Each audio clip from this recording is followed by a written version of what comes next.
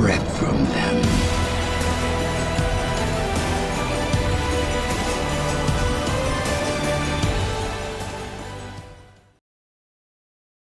Hey guys, Stylish here, and today we're gonna have a special video which is gonna be our first video of this new series so-called lane matchup, where we're gonna be covering Z lane matchups pretty much. And today we're gonna have a particular matchup that you should be facing quite a lot because the champ is doing pretty fine for himself in this patch. It's gonna be Z versus Vlad. Alright, so what you wanna do is you wanna grab MR if possible in the rune page. You don't need 12, but you need a few because, you know, Vlad Q is not really dodgeable, it's a point click. So it's always good to have that MR to reduce the damage, and start longsword 3 pots. Now the first thing you want to do in this lane is to make sure that early on the lane is going to push to you. If you ever do the mistake to push into the Vlad, he can start freezing into his side, which then, you know, you can't really reset it as Z because you can't really push the wave fast enough unless you're willing to trade half your HP for that. So then every time you'll go for a CS, he can just harass you, and second, you can't really all-in the Vlad if he's close to his tower, which then means that even if you poke him, he's just gonna be able to sustain since you can't really put that much damage on him. And last but not the least, if you ever use your double EQ to trade with him, you're gankable, very easily gankable because you're pushed in. So then you want to avoid at any cost push early on. How do you do this? Now, if you get in lane and the enemy Vlad is not hitting any creep or not doing anything, you need to make sure to do the same. You can't allow yourself to hit any creep either, and you can't Q him through the creeps. Like if you can Q him off the creeps, it's fine, but I doubt the Vlad will just like be walking around. So avoid Qing him, and what you want to do is you want to jebait him into like basic attacking you. Make yourself juicy, just walk up. It's fine to take a Q basic if you're full HP, and what I'll do is if he basic attacks you and you're close to your wave is gonna aggro him, and his minions are gonna aggro your minions, which then means that his minions are not taking damage for a bit at a time, which then will automatically push the wave into you as long as you're last hitting. Now, if the Vlad is just already auto-attacking minions and just playing a random lane without really having a plan to utilize the wave as his advantage, because most likely that's what you guys are going to be facing. Controlling wave comes at a really high level usually, so if that happens, feel free to Q whenever, as long as you don't push faster than him or like more than him, it's fine. So then your second goal will be to make it to level 4 with 2 pots if possible. So now we said you start longsword 3 pots. Now you can start refillable if you want to, but I highly just recommend to go 3 pots. It's stronger in lane, and you can always get the refillable after your first back. So how do you do this? Basically, the way I play lane with Zed is I kinda invest the farm, and what I mean by that is, for instance, as you can see in this lane, I usually like miss a few CS. Like if I don't have Q to last hit it and he can trade with me for more than 100 HP or like 100 damage or like 150, I'm not gonna last hit the creep. I'm just gonna let it away. Same thing happens because since you're letting them push into you, at some point they're gonna crash a wave at your tower. Depends how big it is, but most of the time you're gonna like miss almost half of it because, you know, they're just gonna try to harass you under tower where you CS in it. So I will probably do the same, like I'll get 1 or 2 and let him trade 1 time with me max, but then I would never, like, I don't prioritize CS compared to HP. Like taking a trade, this is against any champ. Like if you're gonna take a basic Q basic from Ari and lose 200 HP for 20 gold, it is definitely not worth. So the way we wanna play is we wanna try to make it to level 4 with 2 pots. Now try, that doesn't mean if you don't make it, you can't win lane anymore. But if you do make it to level 4, no matter how much CS you miss, of course, try to secure anything you can. If you want, you can just Q the minion every time to get all of them and never Q the enemy, because honestly it doesn't really matter to start harassing that early. It can help, but not against Vlad really, So just feel free to CS everything with your Q and not lose too much HP. So then what happens there is um, by level 6 or 7 or by the first back, you're usually gonna be 6 to like 10 CS behind the enemy. So now let's talk a little bit more about that level 1 to 3. Usually, as I said, you want to get pushed in. The thing is, your level 1 to 3 sucks pretty hard. You can't do a whole lot aside of defending yourself and CSing. So what you can do is, if the person ever walks up to basic attack, now this is if they're pushing, as I said, because if they're not pushing, then it doesn't really, you don't really want to queue, but if the person walks up to basic attack, they're gonna stop their movements to basic attack you, so then it gives you a free Q into them.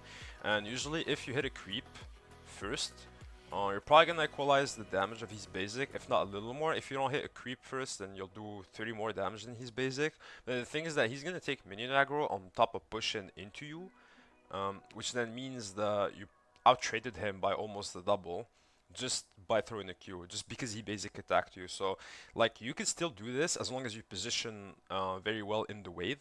Like let's say a minion is low, you can go basic attack it, he's gonna basic and then you Q him and you're actually gonna win the trade. If you're like in the middle of the wave and all your minions aggro him, then you're gonna win the trade pretty hard. That's something you want to do a lot, and yeah, pretty much just avoid taking useless trades. So like if I can't harass him, you're never gonna see me in range of the Vlad's ability because it's just no point letting him Q you when you can't even do anything. Especially like a lot of people take like trades and abilities when they're neither farming, neither trying to poke. That is just like playing the game pretty bad. So make sure you don't do that. And as I said, even CSing for your HP might not be optimal depending how much damage he can do to you. Now, third point of the lane is when you hit level 4 plus. So as Zed, level 4 plus, you're actually pretty strong. You have 2 points in Q, and if you hit both from your W, your burst damage is actually pretty high. You can like half HP any mid laner early on. So in this lane, the thing is that Vlad actually slacks damage. Vlad is good at poking because it's point blank and it's pretty easy to hit, and at the same time he kind of sustains a little, so it makes his lane decent. But like if you force him into an all-in situation, he can't do anything because if his passive is down, obviously. Now if his passive is up, his damage is pretty much there. But if his passive is down and he Qs you and E's, like he can't do anything for the rest of the 4 seconds. When you already have his HP going in, he doesn't even like get the same damage than you with EQ, and your basic attacks are gonna be stronger since you're AD, so pretty much he can do a whole lot to your all-in, and if you ever have Ignite, it's even worse. So now level 4 plus, as I said, as long as you're sure that the jungler is not there, because if the jungler is there, might as well keep playing safe and farm. It's not worth dying.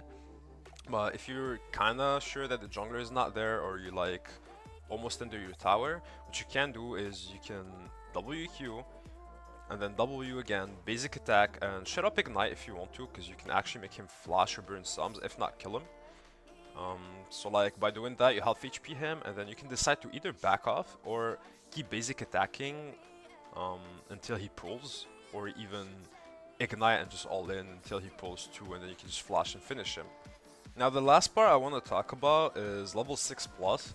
It's pretty much the same with level 4 plus, where you're just stronger champ than Vlad because your all-in is stronger, but the thing is that people misinterpret the way to use Zed's ult, because usually everybody thinks Zed's ult is just like a damage tool, so they'll go for it and they'll just like R people, and everyone thinks that any champion that deals pretty well with your R is a counter to you. Like I've had many people say Lissandra is pretty good against Zed when Lissandra is like one of the easiest lane to you. So there's multiple ways to use your ult, or purposes rather, to use your ult. So like against this Vlad matchup, obviously his W nullifies your R, where he can just pull when you R him, and you don't apply the mark actually. It just doesn't apply at all, just like a his E. Now he can't like take the R and then pull the damage. He can't do that, but he can nullify the mark and just like not let you proc it. So what you want to do is basically this lane, no matter what level it is, as long as you have Ignite, you can kill him in an all-in. If you don't have Ignite, it really depends if you're ahead or not. because usually it's kind of a little bit harder to kill him without Ignite, and I'm gonna explain why. So what happens, say you have Ignite now, it's 6 plus. What you want to do is exact same thing than 4 plus, where you're gonna W, E, Q, W, basic Ignite. So now you half HP'd him, and what happens is that your next move is gonna be to R him. Now why? You wanna R him even though your CDs are down. What you wanna do is put your whole burst and then R him straight up because it forces him to pull. So ultimately for a Vlad player, what he wanna do is he wants to RQ EU and get all his abilities down, and then if you ever R, he'll just pull. And by the time his pull is down, he'll probably get another Q, get Storm Raider, his R is gonna heal him, and then he can just turn the fight on you. But if you play this correctly, the thing is, if you just all in and then get a basic Ignite, you half HP him as I said, and Ignite's gonna do another good 10%. But then because you pressed R, straight up, he can't R, he can't Q, and he can't E. He has to W, straight up. If he doesn't W, he's gonna die either ways, because you're gonna apply the mark. So what happens is, by using his W, he actually further lowers his HP, helping you actually kill him, just so that you don't apply the mark. So that, by that sense, your death mark actually still does damage kind of thing, because you just force him to pull under Ignite and just loses so much HP. But the biggest part here is that after the pull, that's when you're actually still full HP, because he wasn't able to Q or E or anything. And then after the pull, he'll probably be like 30, if not 20% HP, and that's when he's gonna do his first Q that's gonna take reduced healing from the Ignite, and that's when he's gonna ult you too, which means that you probably will kill him before his ult even heals him, kind of thing. So that you just want to use your ulti to pretty much break his combo or break his damage, where you would all in, put all your abilities in CD, put your Ignite in CD, get your basic, put down CD2, and then as soon as he wants to trade back, you are to deny him, pretty much. Like, you use your ult just like it's a pull from Vlad, where you use the ability so that they can't trade on you. And it forces him to pull instead of EQ, pull EQ. And you just get the upper hand like that. If you don't kill him, you're gonna make him back, or like you're just gonna dive him if he stays there. So that's pretty much what you want to do in this lane. This is a pretty popular lane, so this is why I picked it. So feel free to let me know which matchup you want to see on the comments. I read almost everything, as I said last time. I'm probably still gonna take a matchup that you're likely to see a lot. Probably like an Ahri or like a Syndra, Orianna. Champs that people struggle against, but still champs that you see a lot, because I'm pretty sure that people are gonna ask for Yasuo and stuff like that, but since you don't see the champ as much, or at least I don't, maybe you guys do in whatever elo you are, I'd prefer taking higher priority champs. But I'll read every suggestion and I'll come up with a second episode against a matchup that is very annoying or like is kind of troublesome to deal with. So that's it for the video, guys. Leave it a like if you enjoyed the video. Don't forget to sub, and good luck in your ranked games, people.